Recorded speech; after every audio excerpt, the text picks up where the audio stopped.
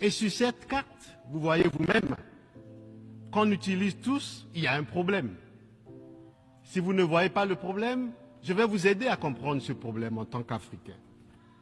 À la vérité, la projection Mercator, héritée du XVIe siècle, réduit le continent africain d'environ moitié, tout en grossissant l'Europe et l'Amérique du Nord.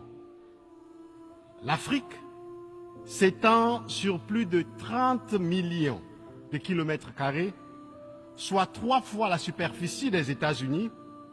Pourtant, sur nos cartes du monde, elle paraît à peine plus vaste.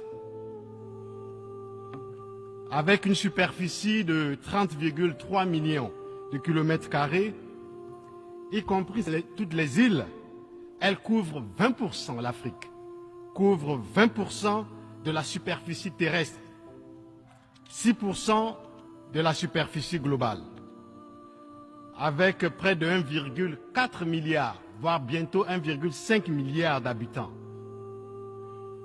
en 2025 ou 2030. Donc, elle représente environ 18% de la population mondiale. La taille de l'Afrique ici est minimisée intentionnellement.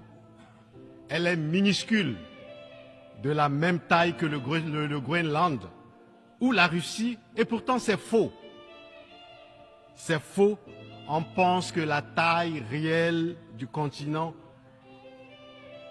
avec ses 54 pays, est plus grande que celle qui est représentée sur cette carte. À la vérité, l'Afrique seule peut contenir les États-Unis, la Russie, l'Inde, la France, la Grande-Bretagne et la Chine. C'est pourquoi, mesdames et messieurs, en soutien à l'Union africaine, le Togo appelle à corriger la représentation de l'Afrique sur la carte du monde. Avec la campagne que nous demandons aux Nations Unies de soutenir. Le nom de cette campagne faisait correct the map.